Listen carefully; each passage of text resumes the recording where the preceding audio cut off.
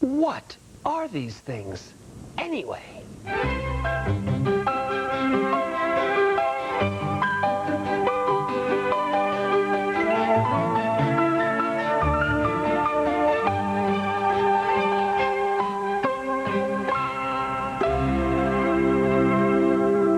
They're sardines. But what is a sardine? Now, contrary to popular belief, a sardine is not a single type of fish. Did you know that?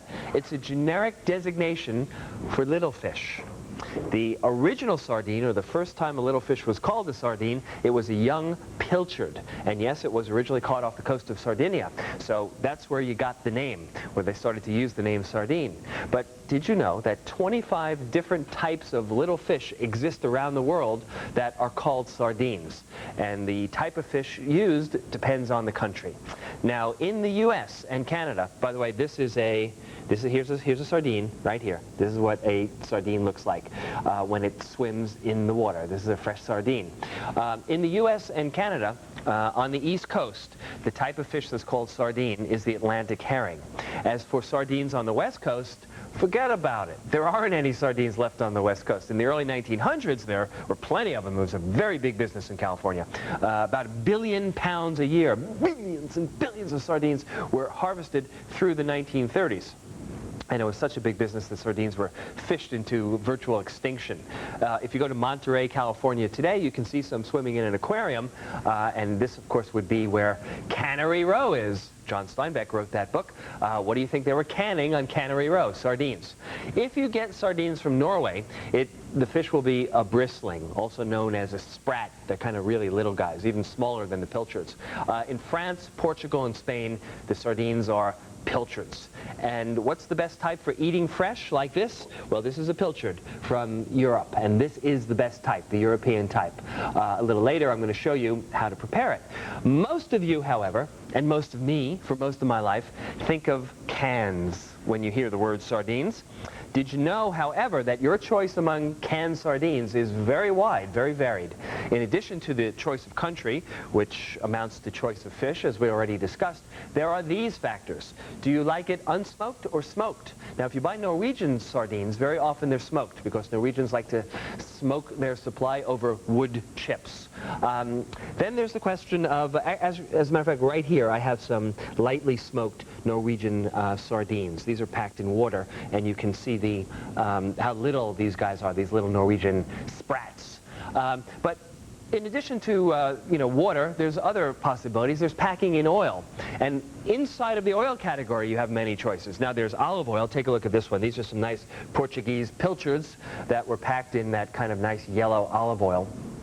But, and very often if you get sardines from Italy, they'll be packed in olive oil. But you can also get peanut oil, cottonwood oil, soybean oil, or something that they use in Scandinavia that they call sild, which is the oil that naturally comes from the type of fish. And once again, here's some Norwegian sardines, but these are not smoked, and they're packed in sardine oil, in sild.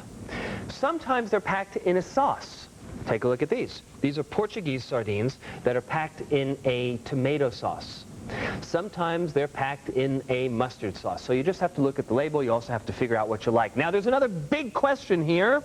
Should sardines be skinless, boneless? Should they have skin? Should they have bones? Let's take a look at something with skin. Here's a good one. This is a French sardine with this real shiny, silvery skin.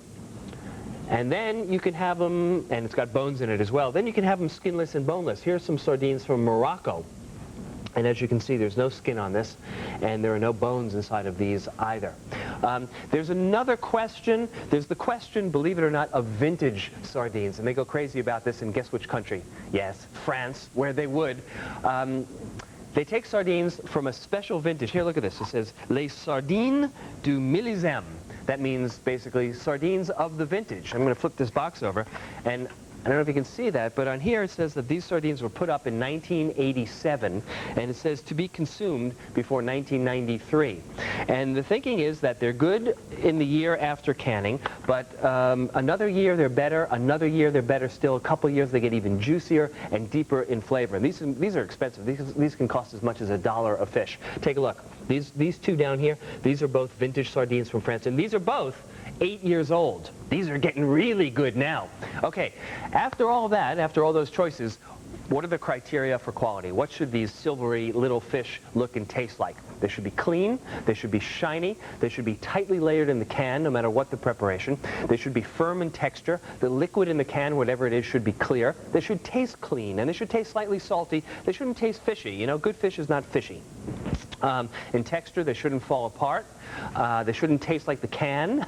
They shouldn't have bones that are obvious sticking out of them. You know, the bone, what do you do with the bones? You don't have to take them out. You can eat the bones. They just kind of dissolve in your mouth. In fact, some people believe that sardines with bones have a more interesting, deep flavor. You don't really taste them or taste the skin for that matter. Me?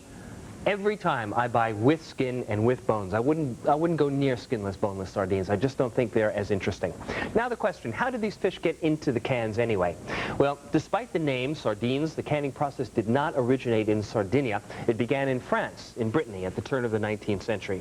There, the fishermen discovered how to preserve sardines that they had first sautéed in butter and oil, and they preserved them in clay jars. In 1824, another Frenchman in the city of Nantes put sardines in tins for the first time, and then that spread through Europe. And in 1834, finally, sardines were canned in Sardinia. By the 1900s, the sardine canning had spread all over the world. Let me tell you just a little bit about the process. The fish are caught in nets, usually at night, and they're descaled and they're chilled on the boats, and then they're taken to the canning factory where they're hand-packed. And the cans are steamed, which cooks the fish. Sometimes the fish are smoked or fried before they go into the cans, but usually it's steaming in the can. Oil, water, or sauce has already been added to the can. The cans are sealed, they're sterilized in pressure cookers. How do you eat this thing? Well, look, you're pretty much on your own here. You know, you open a can of sardines, you can do anything you want with it. I've seen people open them and serve them alongside scrambled eggs for breakfast. I mean, you know, there are a lot. You can make a sardine pizza if you want. I mean, there are lots of possible ways to eat a can of sardines. But when I was growing up, my old daddy, he used to make this sandwich, which we kids used to really look forward to, believe it or not. And what you do is you take a big old piece of French or Italian bread, I've got a French baguette here, and smear it with a ridiculous amount of butter. That's what I say. If you're going to use butter, make sure you use it in ridiculous quantities. By the way, you know, sardines with butter, very popular in France. Butter is kind of a necessity for sardines in France. And also, this is a very popular old sandwich like in Russia and Eastern Europe. Okay, so you smear that with butter. And then you take a, well, let's see. I kind of like the way this, oh, look at that beautiful 8-year-old sardine. You take a single sardine and you put it on the sandwich. See that? And that's it. You got it. Great sardine. No, just kidding. I just wanted to see what a sardine would look like and feel like if it wasn't crowded in with everything else. Take sardines and line them up on the sandwich. It doesn't really matter if you break them or not, because you're not going to see it once you enclose the sandwich. Oh, man. The smell of these vintage sardines is just driving me wild. All right, you can mash it a little bit into the sandwich like that. And then what you want to do is smear some mustard, Dijon mustard, of course, across the top of the sardines. I don't know why this sandwich is so great, but this is like a magical combination of ingredients. And then what you want to do is take some very thinly sliced onion and put that over. I love this sandwich. All right, and then, just because you probably don't have enough stuff on here to make this nice and soft and oily, a little bit of olive oil. Not too much, though, because I think the butter really goes far, and there's a little olive oil in the sardines already. And then a little bit of lemon juice across here, which keeps it nice and lively. And you can soak that into the bread as well. And then, as a final fill-up, a little bit of finely chopped parsley. Oh, man, do I love this sandwich. I'm going to cut this in a moment, and I'm going to eat it. But when you come back, I'll be done, and I'm going to show you some things you can do with fresh sardines.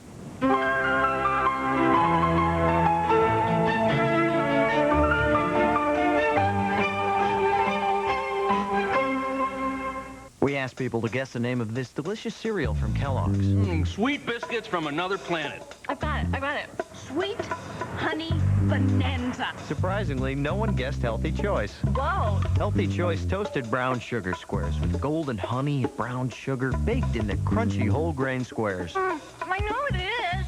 Honey toasted teasers. Healthy Choice cereal from Kellogg's. Try it and see what you'd call it. It's good. It's good. You want a name? When big odors bowl you over, take over with a fresh stick-up. When big odors rear their ugly heads, head them off with a fresh stick-up. Replace your stick-up and stop big odors in small places. Stick it to 'em. When was the last time you saw the world and felt that it, for once, revolved around you? When was the last time you watched an eagle fish for salmon, rode a Gladstone train, or saw a bear from your balcony? And when was the last time you witnessed Mother Nature recreating herself? Holland America Line. It's time. I'm Betty. This is Pat. Hi. We're the Reynolds Wrap Kitchen's home economists. To show the best way to wrap sandwiches, we put one in Reynolds Wrap, the other in a plastic sandwich bag. Pat's gonna field test them.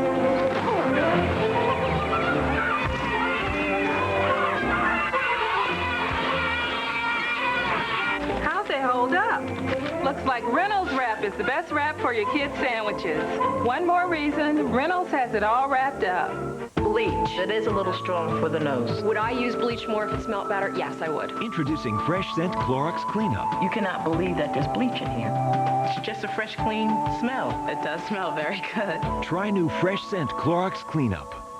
Try the easy way to get Downy softness, the Downy ball. Easy does it, only Downy does it. Pour, pull, and toss it in at the start. The ball opens at just the right time. You're gonna love it. The Downy ball. Come on in.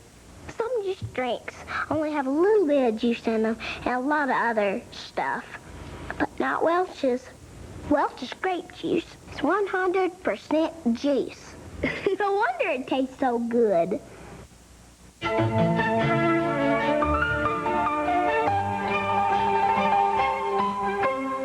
Did I tell you that based on the success of the TV Food Network, I've decided to start my own network based on my favorite canned item? This.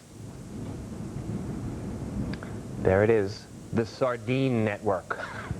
Actually, what I forgot to tell you before was that my favorite canned sardine of all is the French one. The vintage sardines, I like it at about 4 years old, and I like them when they're packed in olive oil. Today, right now, however, we're not going to be dealing with canned sardines any longer. We're going to be dealing with fresh sardines. And look at these beauties that I've got laid out right here. These have already been salted and peppered on one side and smeared with olive oil on one side. And now I'm just finishing the job and putting a little pepper and salt on the other side. And here's some more olive oil. These are beautiful sardines that are now increasingly available in fresh fish markets around the country. So I urge you to look for them. They come from European waters. These are young pilchards. And their simplicity itself to cook. Actually, what you should do is put a little oil on the grill so that they don't stick. And you just, I mean, this is great in the summertime, but it's great anytime if you got a grill in relatively warm weather. Put them on the grill, and they cook themselves. You don't even have to think about them. And we're going to leave them here for a few moments and come back and pick them up, and we're going to eat them later. I'm going to show you how to eat them at the table because there's a little trick involved in eating them, and I'm a master of that trick. Meanwhile, while those are cooking, I want to show you probably the most famous fresh sardine dish in all of Europe. It's a Sicilian dish. It's called pasta con le sarde, pasta with sardines. Now, to make this dish, you want to get a pound of fresh sardines, and for these, I've asked the fishmonger to take the head off of these sardines and to remove the central bone. So you see, they're nicely split open and beheaded, and you clean them and you wash them well, and you soak them in salted cold water for about 10 minutes. Meanwhile, in a skillet, you heat 2/3 of a cup of olive oil, and when the oil is hot, you add the sardines. So first you want to clean off the water. I mean, dry off the water. And you want to season these guys with a little bit of salt and pepper. All right. A little salt. Let's pepper first. A little salt. We'll roll them around the towel a little bit. Okay. And then they go into the pan and you saute them for 2 to 3 minutes. And while they're sauteing, you can mash the sardines with a fork.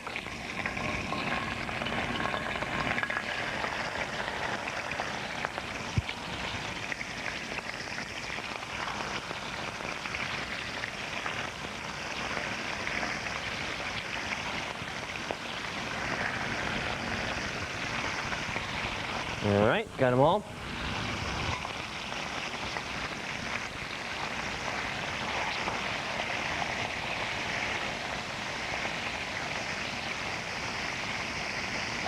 Now, the sardines in this dish don't appear exactly whole. You mash them into smaller pieces. There's some controversy about how far to mash them. I don't like them mashed too much. I like to have nice, big, recognizable chunks of sardine in the dish. And they just cook for about 2 or 3 minutes, just until they lose their raw look. Meanwhile, you have a large pot of water that you've brought to a boil. You've salted it, put some salt in it, and you add 2 ounces of fennel tops. You know what those are? This is finocchio, fennel. And the fennel tops are these frilly, they look like dill, actually, the frilly tops of the fennel. You add that to there, and you cook that for about 15 minutes. Simmer it for 15 minutes. Then you remove the fennel tops with the slotted spoon. There we go. These have been cooking for about 15 minutes, and you drain them a little bit. And then you know what you've got now. You've got some wonderful fennel-scented pasta water. And here I have a pound of pasta. And a good kind of pasta to use for this dish, what's traditionally used, is a pretty thick pasta, sometimes with a little hole in it, like bucatini or perciatelli. Or you could use just a thick spaghetti. These guys are a little big, so I'm going to break them in half. There we go. Hey, Happy New Year. Add it to the boiling water. Okay. And get that water back to a boil as soon as possible. That's just like cooking regular pasta. Now, I've got the fennel tops over here, and what you want to do is coarsely chop these. One more major element in this dish, ladies and gentlemen, and that is raisins. Very Sicilian. You soak a 1/4 cup of raisins in a bowl of lukewarm water for about 20 minutes, and I've got them right here. Let's take a look at these sardines and see how they're doing. Oh, that's perfect. Just about ready right now. Now, after you've soaked the raisins for 20 minutes, you drain them, and you pat them dry with a paper towel. Using the towel right here. Okay. And you're going to add them now to the skillet with the sardines. Ready? Okay. Here we go. Drain raisins. It's neat. This is actually kind of a sweet and sour dish, because in addition to these sweet raisins, I'm going to add 2 tablespoons of red wine vinegar. And I'm also going to add, and that of course completes the sweet and sour effect. And you want to cook that till it evaporates. Cook it for about 2 minutes, just until you see the liquid level going down. I don't have 2 minutes to spare, but trust me, you cook it for about 2 minutes. Then you add the chopped fennel to it, and distribute that nicely throughout the dish. And one more step to go to this. You're also going to add some toasted pine nuts, pignoli. It's a tablespoon of toasted pine nuts. You know, you can toast these by putting them in a 400-degree oven for just a couple minutes. You have to check them carefully because they threaten to brown all the time. They threaten to burn all the time. So you add that as well. And that you want to cook for about a minute. While we're cooking that for about a minute, let me take a look at my little sardines here, see how they're doing. Come on, turn over nicely. Let's see. Oh, beautiful. Just starting to cook over there. Let's see how this guy's doing over here. This one is sticking a little bit more. No, don't want to look at him yet. Let's see this guy. Nope. Let's see this guy. There we go. The real trick is you want to try to cook it in such a way so that the skin doesn't come off of the sardine. But anyway, you get the idea. And they cook for just about, maybe 2 to 3 minutes per side, and that's all you need. Now, I've got pasta here that I've already cooked, a pound of pasta, and I've tossed it in this bowl with a little bit of oil. And folks, we're ready. You just take this nice pasta sauce and you toss it over the pasta. And mix it up. This is really a great dish. You would not serve this with cheese because, as you know, in Italy, they usually don't like to combine cheese and fish. That's it. That'll serve about 5 or 6 very happy and lucky people. All right, come back in a moment, and I'll show you exactly what the deal is with fresh sardines from the grill at the table.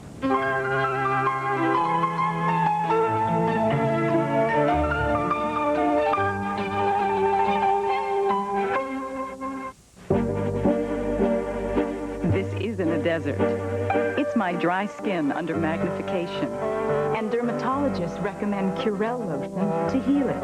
Curel moisturizes better than Lubriderm and Carry.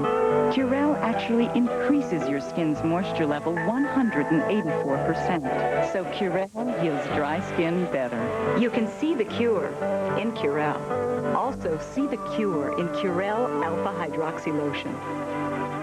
When big odors bowl you over, take over with a fresh stick-up. When big odors rear their ugly heads, head them off with a fresh stick-up.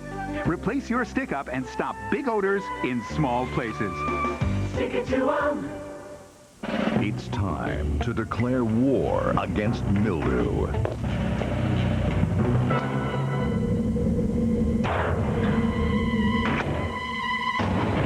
Introducing professional strength Tilex Mildew Stain Remover.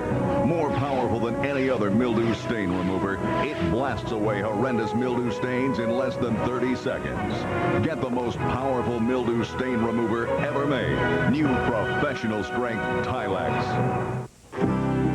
This winter, for itchy patches of dry skin, even eczema or psoriasis, remember the power of 10. Among these, only Cortisone 10 with aloe has a medicine to stop itch and help heal. Remember the power of 10. Cortisone 10.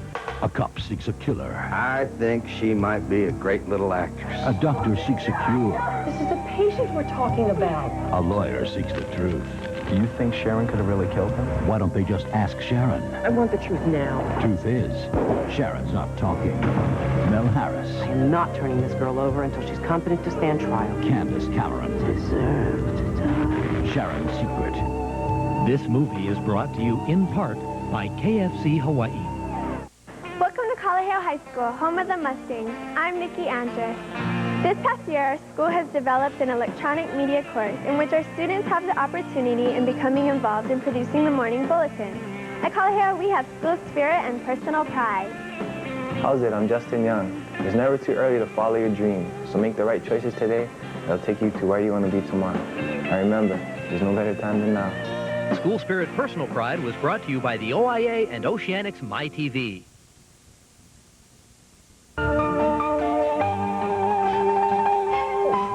You know, I'm sitting on the coast of Portugal. I'm on the Algarve in the middle of the summer. This is such fabulous stuff. I don't want you to be intimidated by this, okay? It's really very simple to eat this fish at the table, and it's very delicious. They're fresh. It's not at all fishy. It's got a wonderful, deep, sweet kind of flavor. And it's so easy to do. You just throw them on the grill, and you don't need anything else. Here's what you need. Take some of the lemon. Squeeze the lemon on. Take a little pepper. A little salt. We've already salted and peppered them, but I like a little extra coarse salt at the end. And then, you know, perhaps your old friend, a little bit of olive oil. Oh, man, this is perfection. Some bread, a salad, a nice tart lemony wine. Let me show you how to get in here.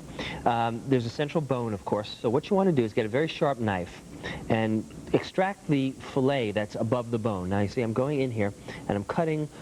My knife is against the bone. And I have just picked up an entire fillet right here. Now look, I'm going to put that over there. I'm going to eat that later. Now watch what's left in here.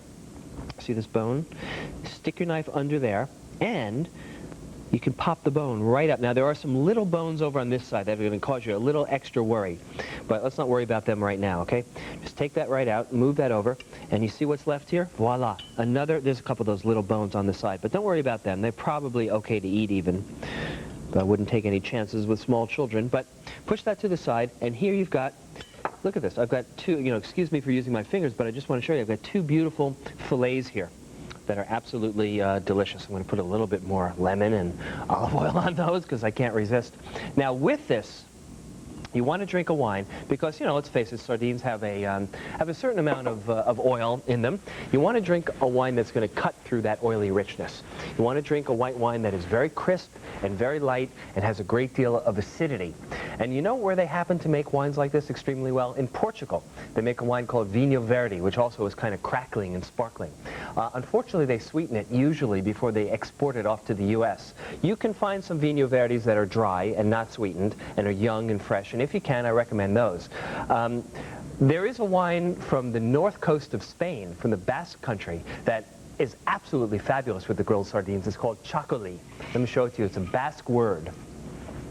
Here's actually here it's like little chocolate, chocolina it says here. But it's not that easy to find in this country. But if you can ask your wine merchant to get you some chocolate from the Basque region, he'll either throw you out of the store or he'll be delighted that you know about it. And it is just, it's like 11% alcohol. It's really light, clean as a whistle. Okay, let me take a bite.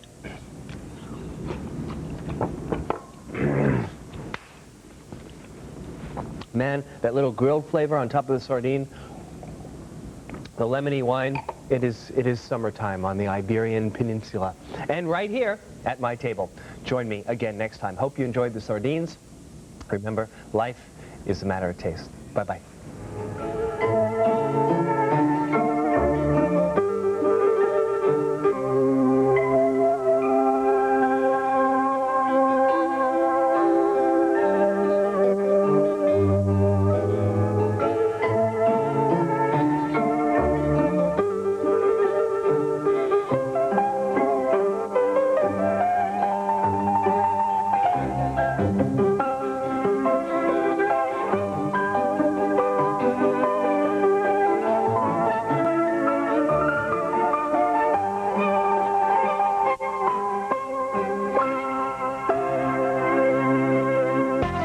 Coming up, join Nina Griscom and Alan Richmond for a tour of America's finest eateries on Dining Around.